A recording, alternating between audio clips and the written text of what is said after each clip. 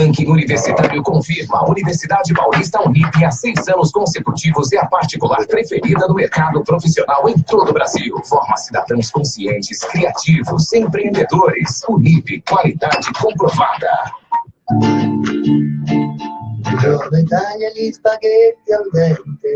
Programa Domingo Italiano. Você não pode perder aqui na Trianon, aos domingos, a partir do 12h30, com Vanderlei da Chico. O livro Itália em suas mãos poderá ser adquirido através do site domingoitaliano.com.br. Con le canzoni, con l'amore, con le Sono arrivati. con le donne sempre meno suore. Dá um cafezinho pro Dr. Zanin. Tudo bem? Dr. Zanin, por favor. Maravilha. A gente vai, tá bom? E aí, Marcão?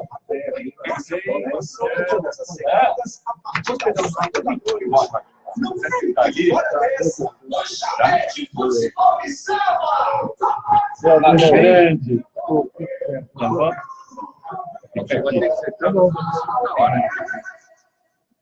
Aí tá bom. Você pede um cafezinho para ele. Tá tudo bem? O doutor, ontem eu chamei o nome do senhor Luiz Carlos, né? Cristiano. Cristiano, Cristiano. Eu estou com montorite. Já vai começar agora. Sem lugar, 650. Rádio Trianon AM. Cristiano Zanin, Cristiano Zanin, Santo André. Santo André, né? Que não mais conhecido. 5 horas em ponto.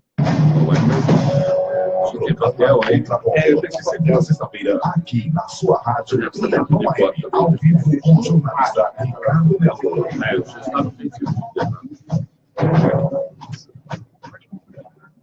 São 5 horas e 1 minuto em São Paulo. Falamos diretamente dos estúdios da Rádio Trianon AM 740. Começa mais uma edição do programa Contraponto, com a presença de Alberto Vilas, Cátia na produção, Cléo no comando da mesa de som, no comando da nave-mãe, direção de Albino Castro, em Brasília, Flávia Rocha Mello. E hoje recebendo um convidado muito especial, uma das pessoas mais requisitadas no cenário político atual, uma das pessoas mais procuradas, uma das pessoas mais importantes no que está acontecendo no Brasil atualmente, que é Cristiano Zanin Martins, mais conhecido como Cristiano Zanin, que, para quem não sabe, se é que tem alguém que não saiba disso no Brasil, é advogado do ex-presidente Lula. É uma pessoa, um profissional que, nesse momento onde se fala muito de advogado, as questões dos direitos estão na ordem do dia e tudo mais, é uma pessoa que honra a profissão, que está jogando um papel fundamental, não apenas no âmbito do direito, no âmbito das questões jurídicas, mas no âmbito da luta pela democracia no Brasil. Eu queria agradecer muito a presença do Dr. Zanin, Dr. Cristiano Zanin. Eu sei que a agenda dele só é menos lotada que a agenda do Lula, talvez mais lotada que a agenda do Lula. Desmarcou vários compromissos para nos dar a honra de comparecer ao nosso programa. Primeiro, então, eu gostaria de dar boa tarde ao Dr. Zanin. Boa tarde, é um prazer enorme estar aqui. Cumprimento a todos os ouvintes e realmente é uma satisfação enorme estar aqui e poder debater temas importantes para o país, temas relacionados ao direito, à advocacia, enfim, eu fico com uma grande satisfação de poder estar aqui com vocês. Muito obrigado, doutor Zanin. Como a gente faz sempre no nosso programa, antes de tudo, a gente vai até Brasília saber as notícias do dia, porque, como o senhor tem percebido, todo dia acontece alguma coisa em Brasília, e não é apenas todo dia, toda hora acontece alguma coisa em Brasília. Então, a Flávia Rocha Mello, que é a nossa jornalista aí em Brasília, a nossa representante, a chefe da nossa sucursal, ela vai dar essas últimas notícias para nós. Também gostaria de registrar a presença aqui no nosso estúdio, não está aparecendo, porque ele está atrás das câmeras, de Marco Nascimento, um velho colega, um velho amigo, das leads televisivas, uma das pessoas que me ensinaram a fazer televisão, porque eu sempre trabalhei em jornal impresso, trabalhei com ele na Rede Globo, depois ele me substituiu no SBT, e, bom, enfim... Acho que já cruzou com você, comigo e com o Albino, né? Bom, amigo do Alberto Vilas, amigo do Albino Castro, bom, amigo de todo mundo. E sempre bem trajado, terno, gravata, tudo mais. Eu peço desculpa ao Marco, ao doutor Zanin, que a gente está um pouco à vontade. E nosso programa é um pouco descontraído. Bom, Flávia, vamos lá. Qual é a novidade agora, de momento? Boa tarde, Ricardo. A novidade do momento é revolta no Ninho Tucano. Aécio Neves voltou a presidência do PSDB. Ele estava afastado do cargo desde maio e hoje ele destituiu... Desde maio não, né? Desde que ele assumiu, porque ele só vivia no Rio de Janeiro. Sim, mas oficialmente desde maio. Né? Então ele destituiu o Tasso Gereissati, ele foi até o gabinete do Tasso hoje, entregou uma carta falando que por como vai ter eleição para a presidência do PSDB em dezembro, não seria bom o Tasso Gereissati ser presidente do partido e concorrer à presidência. Então, pela isonomia da eleição, ele está reassumindo o cargo, né? E hoje, imagina... Ele deu um golpe, né, Flávio? Foi um golpe. Foi um golpe. O Alberto Goldman vai ser o vice, por ser o mais antigo, mais velho. E o PSDB está dividido, né? O PSDB tem a ala ligada ao Aécio, que quer continuar no governo. Já a ala ligada ao Tasso quer deixar o governo e entregar os 4 ministérios. Então, hoje, esses 4 ministros se encontraram com a Aécio e pediram para ele, reassume aí a presidência, porque a gente quer continuar o cargo. Ele reassume aí, olha. E o vice dele, que é o Zezé Perrella? Não, vai ser o Alberto Goldman. Ele não vai passar nenhuma necessidade, né, o Aécio, aí, durante as reuniões, nada. Ser o Perrella perto dele, né? Então, essa é a principal novidade. Quanto ao Temer, ali no Palácio Planalto, hoje, eles reempacotaram, fizeram uma nova embalagem ao PAC e lançaram o programa Avançar. São quase 66 bilhões de reais para concluir as obras de infraestrutura. Essas obras foram lançadas durante o governo Lula e Dilma, que estão sendo feitas. Agora, em vez de PAC, chama Avançar. Avançar para trás. Positiva. Avançar para trás, é isso. Ele quer ficar conhecido como o pai do avançar. O pai do avançar. Né? Então, ele quer, nesses 14 meses que ele acha que faltam para o governo, terminar essas obras, fazer uma agenda positiva. Porque na outra frente tem a agenda negativa do governo, que é a insistência pela reforma da Previdência. A agência negativa é o governo inteiro, né? Mas a principal é a reforma da Previdência. E cada hora eles tiram mais um pouquinho. Já falaram que agora a proposta é 50% só daquela proposta inicial, mas eles não abrem mão da idade mínima e da equiparação da aposentadoria dos servidores públicos empregados em iniciativa privada.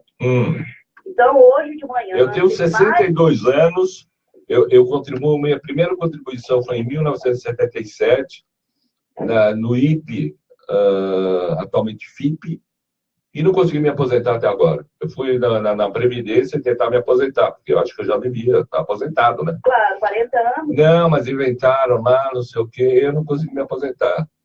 E com essa reforma, então, bom, aposentar meu atestado de óbito vai ser o meu atestado de aposentadoria. Mas, enfim. E hoje teve mais um café da manhã para falar dessa reforma, e mais uma vez ele ouviu o Centrão pedir os cargos do PSDB. Ele disse que a reforma da Previdência depende da reforma ministerial. O Temer disse que ele deve fazer sim. Agora, em novembro, dezembro, deve mudar os ministros. Vamos esperar para ver.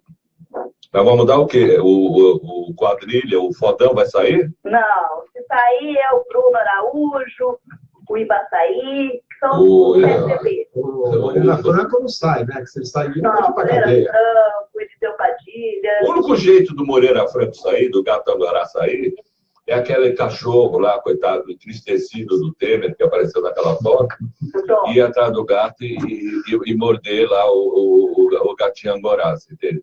Mas o cachorro, coitado, está tão deprimido, ele deve estar tomando antidepressivo, né? Porque depois daquela foto que ele viu, que o Temer sugou todas as energias dele. Uma grande campanha pelo... Mais alto.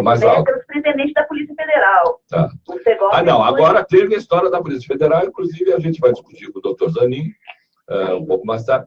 Hoje ficou mais claro quem é esse rapaz aí que vai dirigir a Polícia Federal, né? O Segovia, o que vai tocar o violino lá do Titanic, né? O André Segovia, o cara que vai tocar o violino.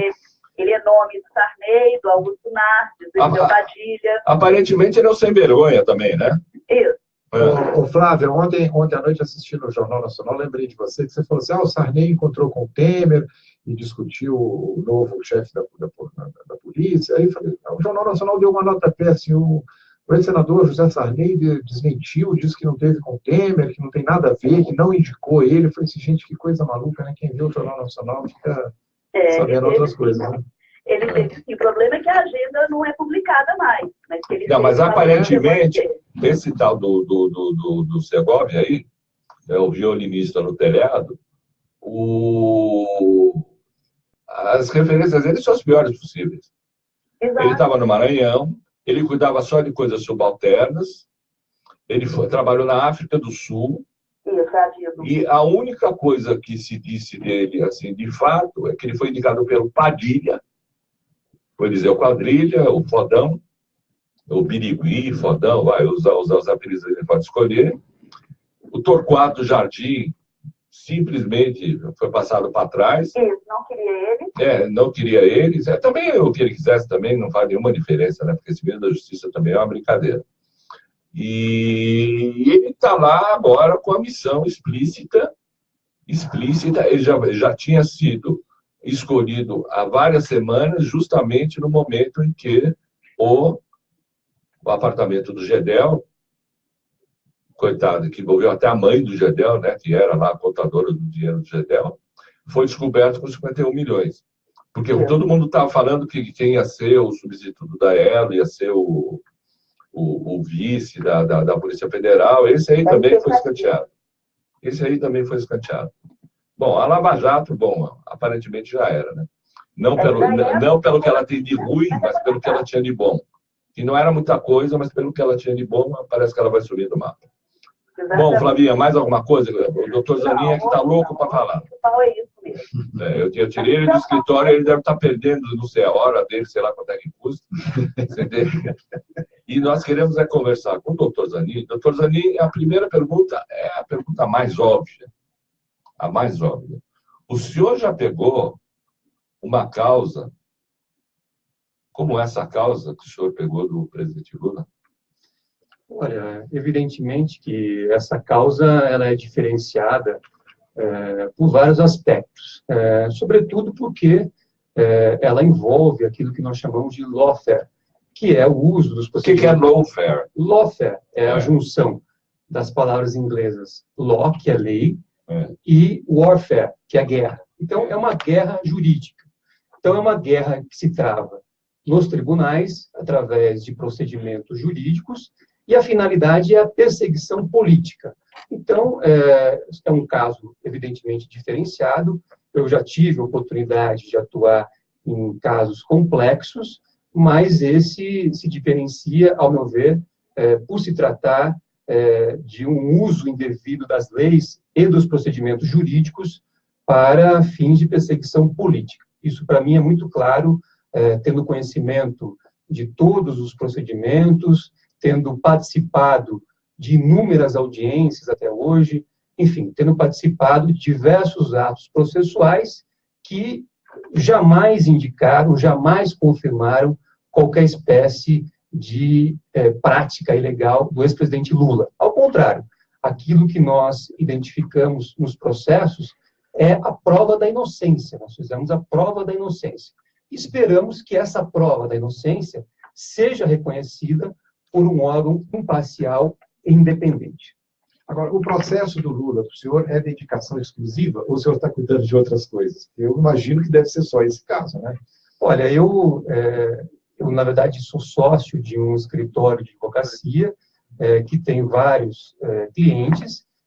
Hoje, eu tenho uma dedicação muito grande em relação a esse caso, pelo número de audiências, pelo número de atos processuais que são necessários, mas não é uma dedicação exclusiva. Eu tenho também a advocacia ali do escritório e procuro me dedicar a todos os clientes com essa situação que eu apresentei.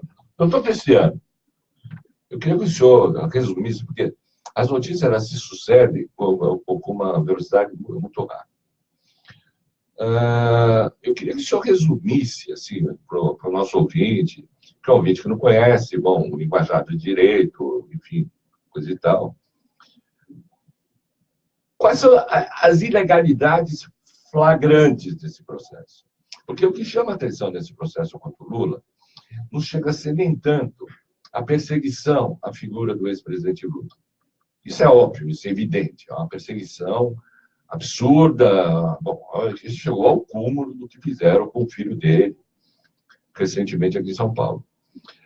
Mas existe muita discussão no âmbito do direito de que, não, o que o Moro está fazendo são coisas que o direito permite, são coisas que estão previstas na lei, são coisas não sei o quê. Mas, pelo que a gente acompanha, o senhor tem denunciado uma série de ilegalidades do ponto de vista jurídico. Eu queria que o senhor resumisse as principais ilegalidades que estão sendo feitas. Porque o que está sendo feito não é apenas uma perseguição, quer dizer, está se esbulhando o direito, está se rasgando os preceitos básicos do direito. Eu queria que o senhor, sabe, para o nosso ouvinte saber por que existe essa ira tão grande em relação ao que o Moro está fazendo com o ex-presidente Lula. Se o senhor pudesse resumir para a gente, o senhor fique à vontade, o senhor tem todo o tempo para falar. Pois não. Nós realmente... Ou eu falei bobagem? Não, nós temos, ao longo do tempo, apontado efetivamente a prática de diversos atos que nós entendemos incompatíveis com o direito e incompatíveis com o Estado de Direito. Podemos lembrar, por exemplo, desde a condução coercitiva, que foi feita lá em março de 2016. Foi quando começou, digamos assim, a fase ostensiva das investigações contra o ex-presidente Lula. Essas investigações já começaram, portanto, com uma marca da ilegalidade, porque ele foi detido ali por cerca de 6 horas, sem que estivessem presentes os requisitos legais. Né? Exatamente. A sua casa foi invadida, a casa dos seus filhos, colaboradores, e ao longo... Isso é uma ilegalidade jurídica, porque ele não foi chamado a depor, ele nunca se recusou a aparecer, e, de repente, ele é levado a ferros. Ele foi preso durante 6 horas. A gente fala detido porque a linguagem é mais... Ele foi, durante 6 horas, ele esteve preso. Isso. Uma prisão, evidentemente, isso é uma prisão, a despeito de ser por um curto tempo, é uma prisão, e mais, uma prisão sem previsão legal, uma prisão que destoa daquilo que a lei estabelece. E, na sequência, houve a prática de diversas outras ilegalidades. Vamos lembrar que hoje nós sabemos que foram feitas interceptações telefônicas sem fim, só de ramais interceptados naquele momento, foram gravadas 113 mil conversas. Inclusive, isso foi entre advogado e cliente. Entre advogado e cliente, o que é algo estarrecedor. Isso é proibido, né? Isso é absolutamente incompatível com a lei, porque você acaba com o direito de defesa. 113 mil conversas interceptadas. 1000 horas ou 113 mil conversas e mais de 400 horas de conversas interceptadas, incluindo conversas com os advogados. Então, isso é algo inaceitável, isso é algo que choca a comunidade jurídica, porque você grampear o telefonema, a ligação do cliente e seu advogado, eu repito, isso significa você privar a pessoa do direito de defesa, significa atingir a inviolabilidade do escritório de advocacia, e é algo que não é possível aceitar. Eu não tenho notícia de uma agressão tão grande ao direito de defesa que tenha sido praticada em outro lugar. Como o sigilo entre o padre e o cara que está confessando. Exatamente. Até porque... É mais grave, porque isso aí é uma coisa de religião, não sei o quê, cada um tem a sua religião. No caso, é uma coisa estabelecida em lei. Isso. É proibido. É proibido. A inviolabilidade dos escritórios, da relação cliente-advogado, das comunicações, ela é absoluta, então jamais poderia ter sido violada. E também, ao longo do processo, nós verificamos outras ilegalidades, inclusive o cerceamento da defesa. Muitas provas que nós pedimos foram indeferidas. Ele tem esse direito de fazer isso? Olha, nós entendemos que não. Isso... A jurisprudência brasileira, algo acolhe essas barbaridades que o Moro está fazendo? Olha, se ele está indo contra a lei, não tem como aplicar a lei a eles? Olha, nós estamos apresentando todos os recursos previstos em lei para reverter essa situação. Até o momento, muitas dessas ilegalidades, muitas dessas violências à lei não foram corrigidas a despeito disso.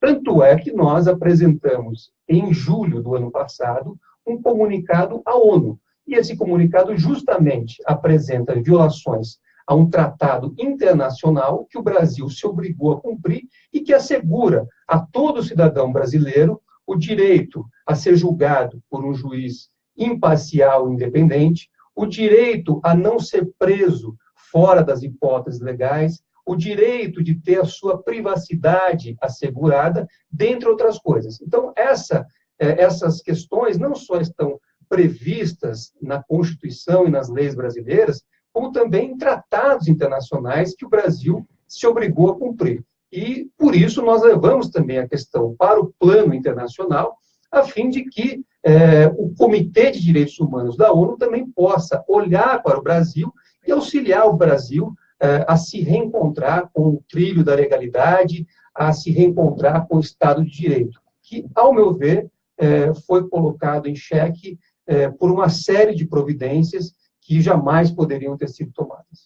Mas agora, doutor Cristiano, o senhor falou de uma série de recursos. Esses recursos, eles têm aplicação no Brasil, por exemplo. A OEA já se manifestou várias vezes sobre uma série de coisas, a ONU também se manifesta sobre uma série de coisas, mas que peso que isso tem, por exemplo, vocês reclamaram que o Moro manteve o Lula preso, detido durante 6 horas, construção coercitiva, que tipo de punição pode ser feita, você entende? A esse rábula, a esse estafeta, esse juiz de porta de cadeia, chamado Sérgio Moro, que punição ele pode sofrer e quem pode puni-lo? Porque aqui nós temos o Conselho Nacional de Justiça, certo? Temos o Supremo Tribunal Federal, a popular, a escolinha da professora Carmen Lúcia. O senhor não precisa concordar com nada comigo, porque o senhor é advogado e o senhor não pode se meter. Mas eu tenho essa liberdade de falar essas coisas. O senhor não precisa concordar com nada. Aliás, o pessoal do Facebook está olhando para o professor doutor Zanita se mantendo na mais tranquila e completa altivez, serenidade. Mas como é que pode ser punido? Como é que pode ser punido? Tudo bem, o senhor foi à ONU, o senhor foi à OEA, e aí? O que acontece? Esse caso do ex-presidente Lula, ele se encaixa naquilo que se chama grosseiras violações a garantias fundamentais. E nesta hipótese, o procedimento da ONU, ele prevê uma série de providências se ficar reconhecido que ocorreram essas violações. Então, a ONU pode, por exemplo, ajudar o Brasil a melhorar a sua legislação. Isso é uma prática que a ONU adota em relação a diversos países. Hoje nós temos também um problema de legislação no processo penal. A ONU também poderá tomar outras iniciativas, inclusive determinar que o Brasil possa reestabelecer todas as garantias que foram violadas e mais, assegurar também até mesmo uma reparação àquilo que foi feito em termos de ilegalidade. Essas decisões da ONU são efetivas, porque o Brasil, em 2009, reconheceu a competência do Comitê de Direitos Humanos da ONU para fazer esse tipo de análise. Então, à medida em que o país reconhece que um órgão tem a competência para analisar, ele não pode simplesmente recusar as deliberações desse órgão. Ou seja, o nosso Supremo Tribunal Federal, tudo com caixa baixa, Supremo Tribunal Federal, ele teria que, então, aplicar essas decisões que a ONU tomar com relação a essas irregularidades e ilegalidades que estão sendo cometidas contra o ex-presidente Lula no andamento do processo. Sem dúvida alguma, até porque é uma medida prevista na legislação brasileira. Então, os órgãos jurisdicionais brasileiros, os tribunais, não podem simplesmente desprezar uma deliberação dessa natureza. E eu vou além. Esse questionamento, ele é muito feito, quer dizer, será que o Brasil é obrigado a cumprir uma decisão da ONU? Será que não é? Mas eu acho que a primeira etapa desse questionamento, ele tem que ser o seguinte: o Brasil violou ou não violou garantias fundamentais de um cidadão brasileiro? É essa questão que precisa ser esclarecida. Nós demonstramos com muitos fatos concretos que essa violação ocorreu. Então, quando as pessoas tentam colocar em dúvida esse procedimento da ONU, colocando, enfim, a possibilidade de não se cumprir uma decisão da ONU, eu sempre chamo a atenção de que é preciso voltar e ver se houve ou não as violações ali que nós apontamos. E nós temos absoluta segurança de que elas ocorreram, porque elas estão demonstradas por fatos, por provas concretas, e, na verdade, são de conhecimento público. É inegável que houve essas violações, que o ex-presidente sofreu uma violência jurídica em diversos... Está sofrendo. Está sofrendo, inclusive, nós sempre, a despeito de o respeito que mereça a figura do magistrado, enfim, nós sempre apresentamos o questionamento quanto à ausência de imparcialidade para julgar o ex-presidente Lula depois de ter cometido tantas violências jurídicas contra ele. E isso, ao meu ver, é um dos aspectos que a ONU terá que analisar e terá que se pronunciar. Nós temos a expectativa de que essa análise venha a ser retomada pela ONU no próximo ano. Esse ano, nós já superamos uma primeira etapa, que foi quando a ONU admitiu o comunicado e fez o registro. Agora, no próximo ano, a ONU irá decidir se analisa ou não o mérito. A questão é possível ainda no Brasil reverter essas ilegalidades ou esse cenário já se cristalizou e cabe a um órgão internacional se pronunciar? Agora, o senhor que... É uma coisa que a gente sempre comenta aqui, o senhor que fica na sala ali na hora dos depoimentos do Lula, junto com o Moro, o senhor tem conhecimento em algum lugar do mundo que o juiz vira para um ex-presidente, a gente citou até aqui o caso do Obama, imaginar um juiz americano virar para o Obama e falar assim, o senhor tem aí os recibos do aluguel, por exemplo? Não é uma coisa absurda, porque a gente não tem conhecimento que em algum lugar do mundo o ex-presidente sentou diante de um juiz e ele começou assim, abre essa pasta, o senhor tem algum documento, o senhor tem aí os recibos do aluguel? É uma coisa tão absurda, não é? Eu penso... Aliás, eu queria, inclusive, pegando carona na pergunta do Alberto Vilas, estamos só para quem chegou agora, falando com o doutor Cristiano Zanin Martins, advogado do ex-presidente Lula, que está cumprindo um papel ímpar na defesa não apenas do ex-presidente Lula, do Estado de Direito, da democracia e do direito de qualquer brasileiro ser objeto de justiça de fato, e não essa justiça com 2 S e com J minúsculo que a gente tem visto ocorrer aqui no Brasil. Essa questão dos recibos, que o senhor explicasse também, além dessa situação nonsense, falasse também do recibo, que o recibo de aluguel virou o grande problema do Lula. Então, eu queria que o senhor respondesse já na sua resposta, fala das duas coisas. Pois é, essa questão dos recibos é algo que não dá para compreender, até porque esse não é o foco da ação. Na verdade, esse passou a ser o foco da ação na medida em que não houve a demonstração, a comprovação da real acusação. Qual é a real acusação que foi feita? De que 8 contratos da Petrobras teriam gerado recursos que foram dirigidos ao ex-presidente Lula através da compra de alguns imóveis. Essa é a acusação. No entanto, só neste processo em que houve a cobrança dos recibos, nós tivemos 35 audiências e foram ouvidas 98 pessoas, 98 testemunhas. E nenhuma delas confirmou essa tese da acusação. Por óbvio, porque ela não se sustenta. E, a partir dessa situação, buscou-se criar, com a questão dos recibos, um verdadeiro factoide. Hoje, na verdade, o Ministério Público deveria estar preocupado com a acusação que fez e que não se mostrou correta, na medida em que não há um centavo de recursos da Petrobras que tenham sido dirigidos ao ex-presidente Lula. Ou seja, foge do foro do senhor Sérgio Moro, porque ele está lá para jogar a Lava Jato. Exato. Não tem nada a ver com a Petrobras. Então, começa que não é da alçada dele se pronunciar a respeito disso. Tem essa questão jurídica sem também, dúvida, né? Porque essa questão dos recibos... Que ele próprio admite que não tem nada a ver com a Petrobras.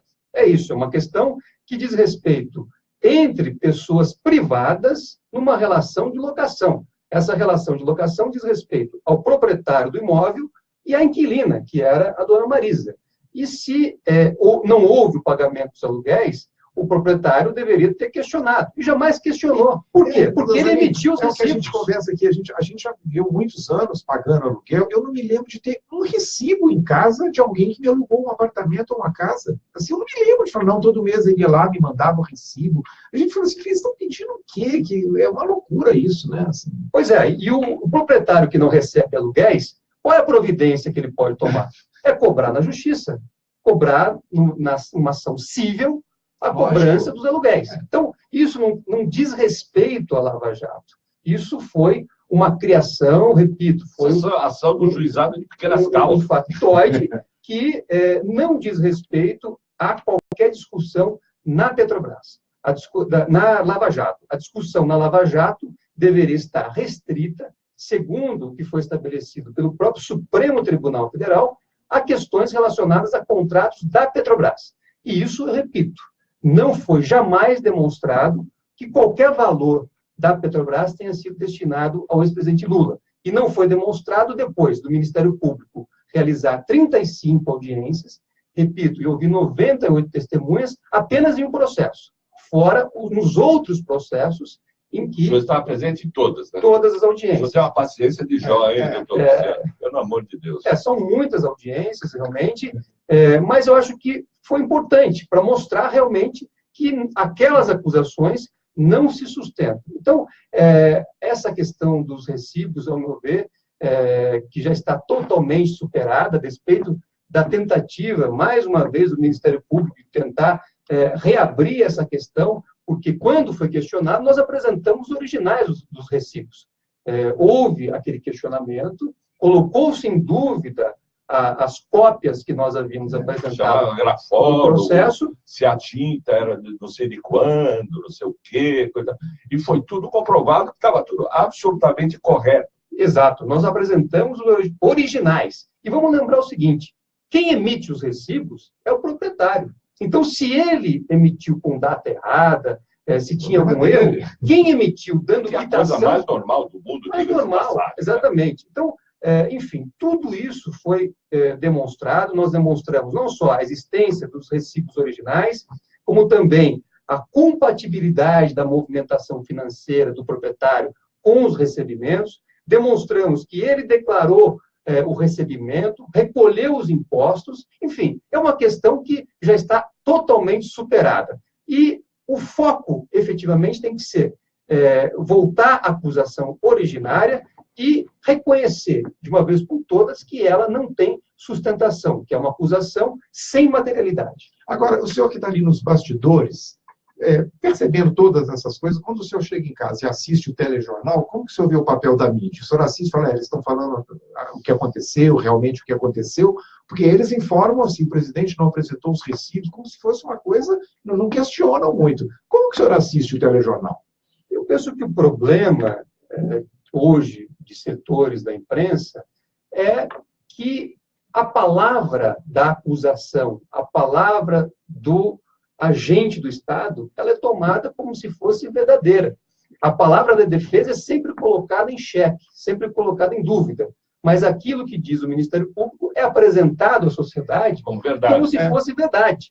Então, isso entra na cabeça das pessoas, né? A não apresentou um recibo, né? Sim, as pessoas entendem assim, né? As pessoas têm que fazer um juízo crítico da informação que recebem, porque muitas vezes, quer dizer, o veículo, setores da imprensa não interessam questionar o Ministério Público porque aquilo passa a ser uma fonte de notícias e aquele jornalismo que deveria ser crítico, investigativo, passa a ser uma mera reprodução da opinião ou do posicionamento do Estado, daqueles que são responsáveis pela acusação. E isso, ao meu ver, não é correto. Por isso que outros países, inclusive, fizeram, enfim, uma legislação específica impedindo esse tipo de comportamento, porque isso acaba influenciando negativamente o processo judicial, a opinião pública, e interferindo no próprio sistema de justiça. Isso deve ser, ao meu ver, objeto de uma reflexão também no Brasil, de forma que a opinião daquele que está, o posicionamento, melhor dizendo, daquele que está sendo acusado, possa ter o mesmo peso do posicionamento da acusação, o que hoje não acontece. Doutor Cristiano, temos uma questão tão importante quanto tudo isso. Bom, tem uma eleição marcada para 2018. E todo mundo sabe que existe a ficha limpa, se ele for condenado em segunda instância, e se depender daquele trio, daqueles 3 mosquiteiros lá, vão condenar o Lula em segunda instância e tudo mais.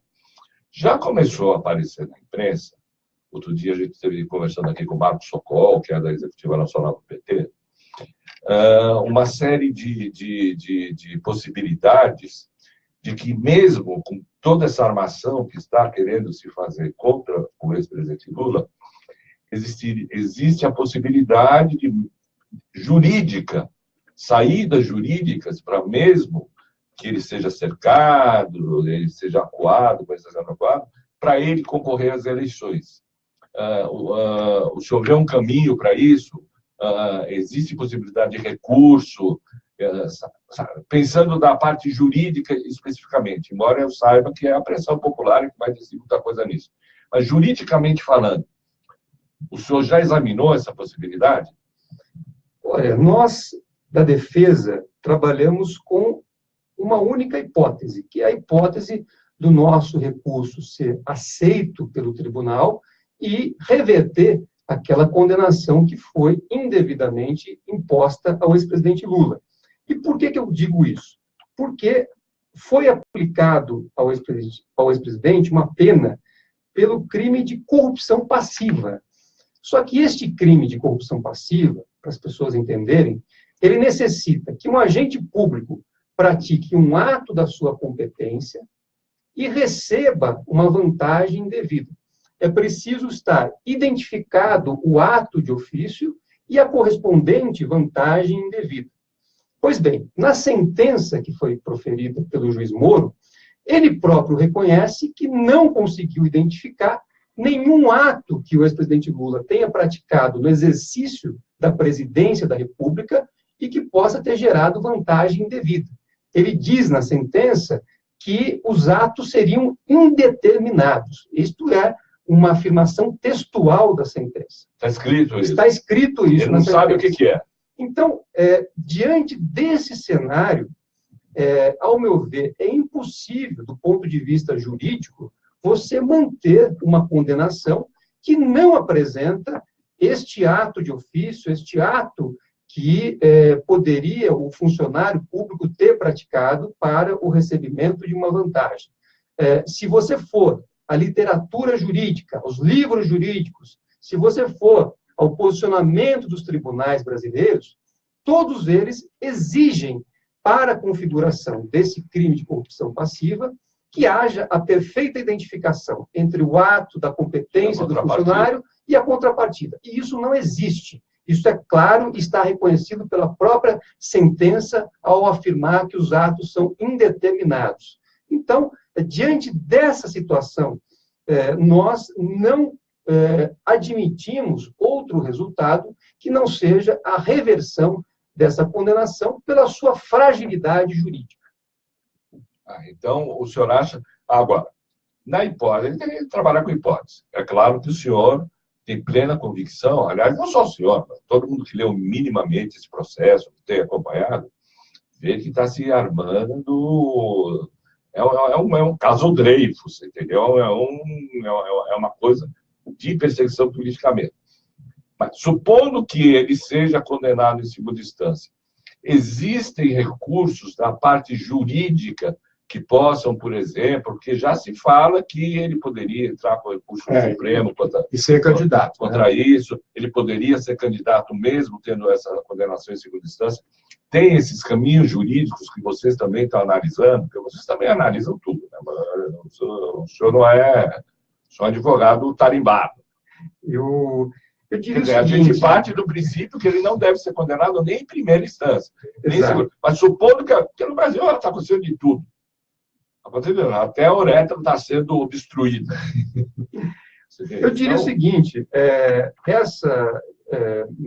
do ponto de vista jurídico, né, eu insisto, é impossível manter-se a condenação diante do que existe de posicionamento dos tribunais e dos livros jurídicos. Agora, se isto não for reconhecido pelo Tribunal Regional Federal da 4ª Região, que vai julgar esse recurso de apelação, eu tenho expectativa de que os tribunais superiores detectem essa fragilidade jurídica. Então, é evidente que ela está sujeita a recursos que não se limitam a recursos aos tribunais regionais federais, mas também estão sujeitas a recursos aos tribunais superiores, especialmente ao Superior Tribunal de Justiça e ao Supremo Tribunal Federal. Então, nós saberemos, se necessário, utilizar dos meios que a lei dispõe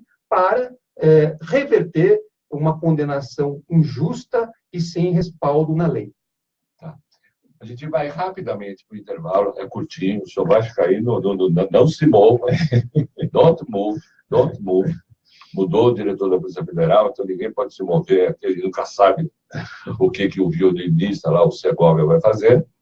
Lembrando que o nosso WhatsApp é 11 99583 9700, 11 99583 9700.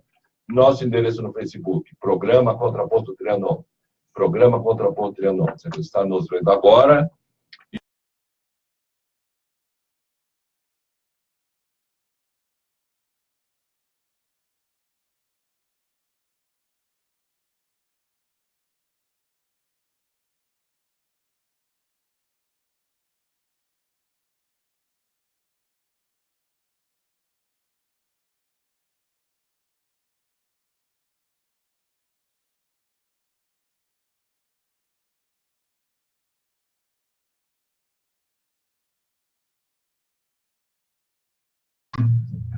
E me fez ficar assim. Você conseguiu. E agora diz que tem pena de mim. Não sei se me explico bem. Eu nada pedi. Nem a você, nem a ninguém. Não fui eu que caí, sei que você me entendeu. E sei também que não vai se importar se meu mundo cair. Que aprenda a levantar. Direto dos estúdios da Rádio Trianon, está no ar, ao vivo, o programa Contraponto.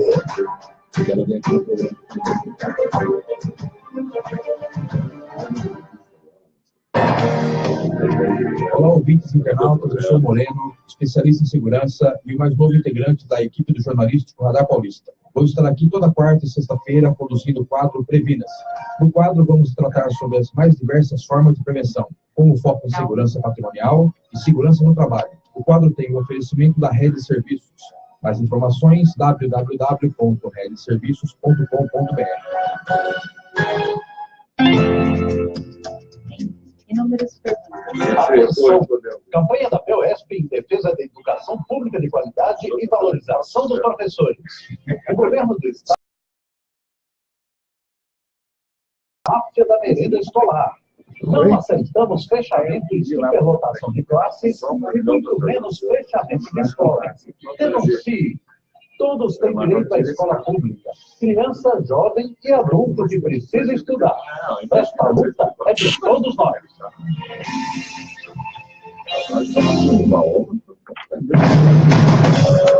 Programa Contraponto, de segunda a sexta-feira, aqui na sua rádio Trianon AM, ao vivo com o jornalista Ricardo Melo.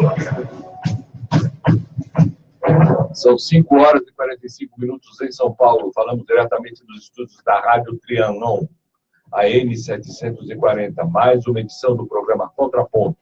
A presença de Alberto Vilas, Flávia Rocha Mello em Brasília, Kete na produção, Cléo no comando da nave mãe da mesa de som, Albino Castro, que desapareceu ali, sei lá o que aconteceu, entendeu?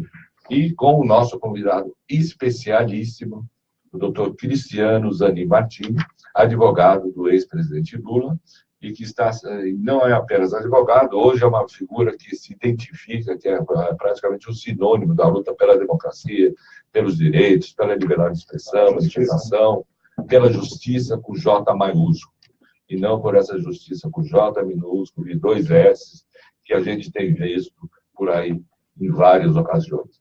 Lembrando a vocês que o nosso WhatsApp é 11-99583-9700, 11-99583-9700, endereço Programa Contraponto Trianon. Programa Contraponto Trianon no Facebook, e a reprise todo dia, a 1h da manhã, no endereço Rádio AM 740 Trianon, para quem não conseguiu ver durante o dia. Eu peço licença ao doutor Cristiano, só registrar. Bom, o Facebook não para aqui. Não para. O senhor está ficando mais famoso que o Lula. Agora vai ter uma caravana do doutor Cristiano Zanin. Caravana Cristiano. Caravana Zanin. Entende?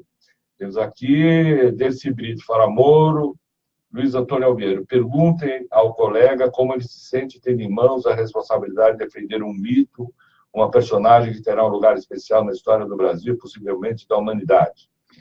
Já falou mais ou menos sobre isso, mas ele pode falar mais um pouquinho. Ana Lúcia Matos, muito bem, doutor Zanin, parabéns pelo seu trabalho. A Magda Zangari, Luiz Antônio, abraços, amigo, boa pergunta. Raniel Dias, palavra certa, o Maíra. Fulgêncio Cardoso, Moro bandido. Manuel Cavalcante Júnior, o Moro é apenas a ponta da geleira, é do iceberg. Embora cheio de desequilibrado ódio frustrado, mas quem está por trás é Washington. Depois, Eliane Silva, o mundo está vendo a vergonha no nosso ordenamento jurídico. Daniel Martins, doutor Zanin, o que é mais complicado no trabalho de defesa de Lula? Um juiz acusador ou uma mídia que já condena? Lúcia Lanal, parabéns, brilhante, doutor Zanin. Depois, debate esclarecedor. Historicamente, o judiciário brasileiro teve o valor das oligarquias. Ana Lúcia Matos, perfeitamente, doutor Zanin. É um advogado brilhante.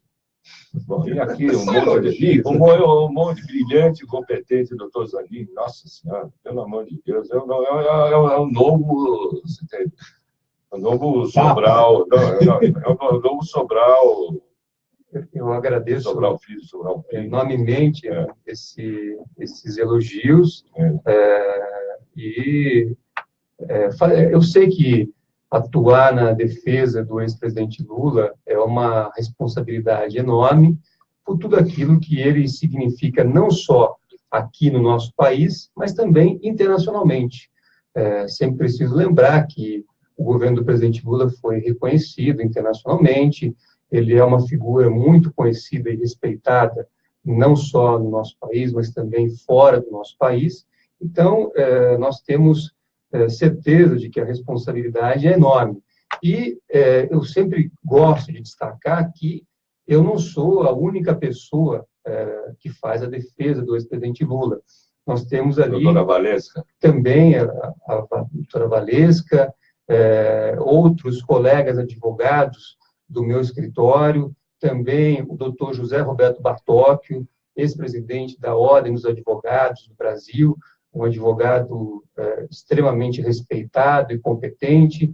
Enfim, é uma equipe de trabalho, efetivamente, que faz essa defesa diária do ex-presidente Lula, de todos aqueles ataques jurídicos que lhes são dirigidos com enorme frequência nos últimos tempos. Então, eu diria que, enfim, respondendo mais objetivamente, realmente é uma honra enorme poder participar desta equipe que faz a defesa. Sobre a questão da mídia e das ações judiciais, eu já disse aqui, eu penso que a mídia, ou pelo menos setores da mídia, deveriam refletir e aplicar, seguir aquilo que diz a Constituição brasileira. A Constituição tem uma cláusula muito importante, que é a presunção da inocência.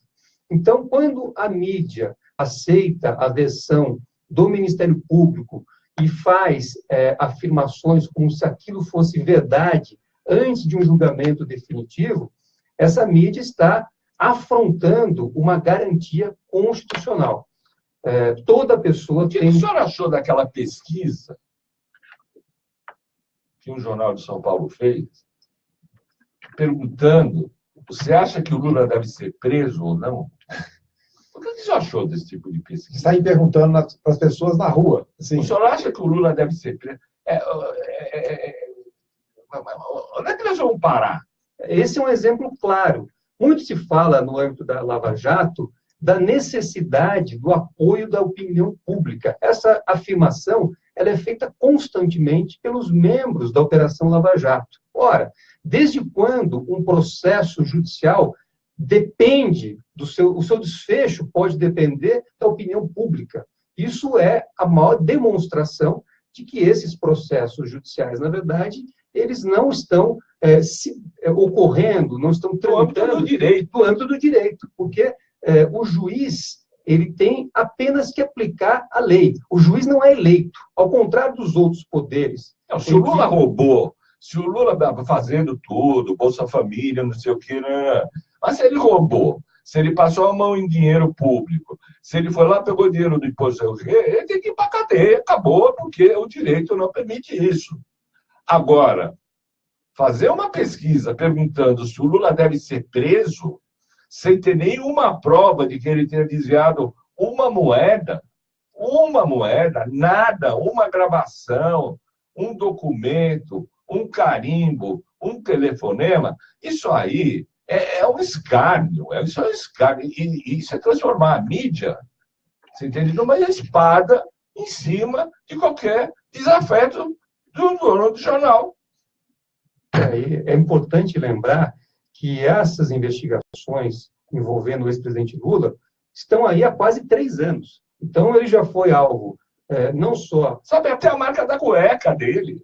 Tudo já entraram no barquinho de alumínio, né? Quando a gente vê lá os 51 milhões no apartamento lá do Gedel, as pessoas lembram imediatamente que estão atrás do Lula por causa de um barquinho de alumínio. E esses 51 milhões aí? Quantos barquinhos? O Titanic você compra com 51 milhões, né? Então, o cenário, quer dizer, depois de tudo o que já se passou, já houve busca e apreensão na casa do ex-presidente, devassa... Os presentes que ele recebeu como presidente, aquilo virou um episódio assim, enorme, né? Assim, as suas contas já foram devassadas, enfim, nada ilegal foi encontrado. Então, não faz nenhum sentido você questionar a opinião pública sobre providências jurídicas. A providência jurídica deveria ser o reconhecimento da sua inocência diante daquilo que consta no processo, e não transferir à opinião pública esse questionamento. Até porque a opinião pública, a população, muitas vezes recebe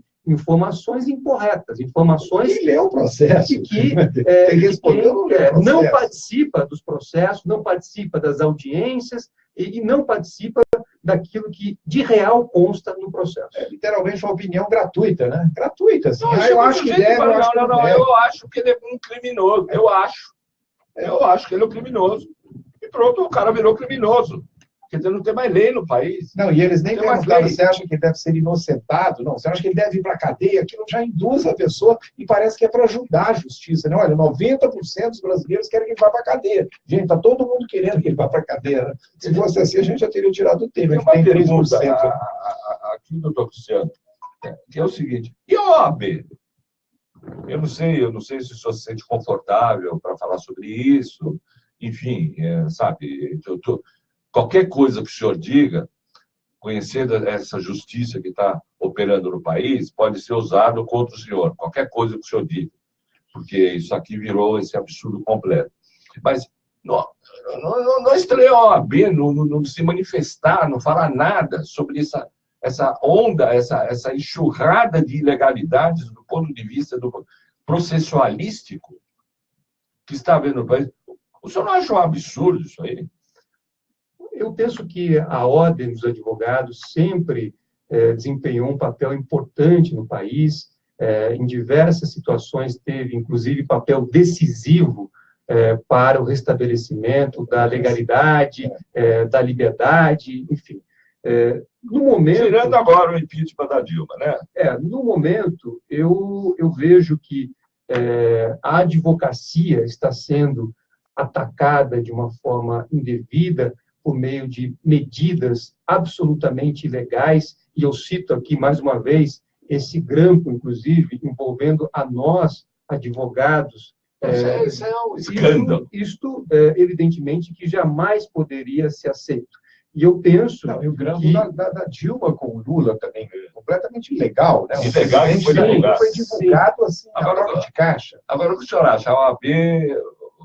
O que o senhor pode falar sobre isso? Eu penso que... Você confortável para falar sobre isso? Eu penso que a OAB tem que ter um posicionamento mais incisivo em relação não só às prerrogativas dos advogados, a essas ilegalidades que estão sendo praticadas contra os advogados, mas também em relação a abusos em geral. Porque hoje o abuso ele se verifica contra o ex-presidente Lula, contra os advogados que estão na causa do ex-presidente Lula. Mas isso acaba gerando outras situações e daqui a pouco há uma situação em que as pessoas vão se deparar com esse tipo de ilegalidade, com esse tipo de abuso. A jurisprudência da falta de jurisprudência. A jurisprudência que vale tudo. Outro dia, inclusive, vocês fizeram um ato, né, um grupo de advogados, independentemente de quem defende quem, não sei o quê, em defesa das prerrogativas do exercício da advocacia, né? Acho que foi essa semana, né?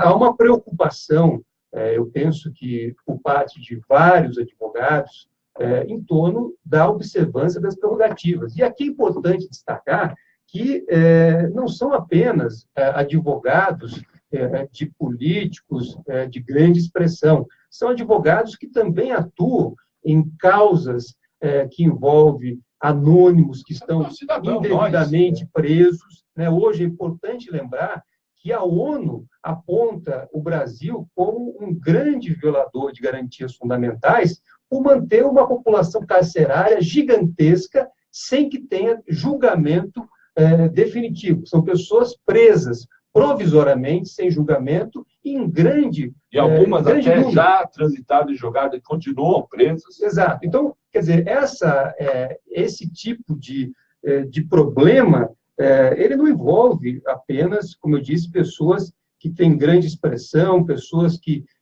têm grande representatividade perante a população, mas também envolve pessoas anônimas que têm as suas garantias violadas permanentemente. E isso deve ser alvo de uma atenção grande, não só das autoridades, mas também das entidades de peso do país, como é a Ordem dos Advogados. Bom, a gente tem mais um rápido intervalo comercial. Sem intervalo? Bom, o Albino, ele liberou intervalo, porque já estamos em cima da hora. porque o nosso programa acaba às 6, já são 5h58. Eu queria saber se o senhor quer falar alguma última palavra, uma palavra final. Eu gostaria de agradecer mais uma vez a de Sérgio Moro. O senhor tem toda a liberdade aqui, mas é que o horário nos oprime. Eu agradeço mais uma vez a oportunidade de estar aqui, de poder ter conversado aqui na Rádio Trianon com todos aqueles que estão nos ouvindo e poder trazer alguns esclarecimentos em relação não só a esse caso do ex-presidente Lula, mas também com aquelas preocupações que nós, da advocacia, enfim, que nós, advogados, temos expressado ao longo dos últimos tempos. Então, é preciso ter muita atenção com o restabelecimento das garantias fundamentais, com o respeito à lei e à Constituição brasileira. Aí nós já teremos dado um grande passo para voltar à normalidade no nosso país. Muito bom. Bom, eu queria agradecer a todos, agradecer em particular ao doutor Cristiano Zanin Martins, advogado do ex-presidente Lula, e além de advogado do ex-presidente Lula, advogado de outras várias causas, hoje é o símbolo da luta pela democracia e para a defesa do direito e da justiça no Brasil. Agradecer ao Alberto Vilas, a Kétia na produção, Cléo no comando na nave de mãe, na mesa de som, ao Albino Castro, que é o nosso diretor, e a Flávia Rocha Mello, que é a nossa chefe da sucursal de Brasília. Agradecer a todos vocês e agradecer também ao Marco Nascimento, que foi um dos batalhadores para que o senhor pudesse vir aqui, organizou a tua agenda, mas fez lá uma confusão qualquer, e garantir a sua presença aqui. Quero agradecer muito ao Marco, que é amigo de todos nós, e os nossos microfones estão à sua disposição. Eu agradeço. O escritório do senhor, eu soube que é aqui perto, então não tem nenhum problema do senhor voltar aqui outras vezes. Aqui a gente vai lá. Se não vier aqui, a gente vai lá. A gente vai lá, vai falar com o senhor. E vamos terminar, como sempre, agradecendo a todo mundo, ouvintes, Facebook, pessoal do rádio, com o nosso Momento Musical. A gente termina com uma homenagem à Rádio Timbira, que retransmite o nosso programa lá no Maranhão, a terra do reggae, tribo de Jaque.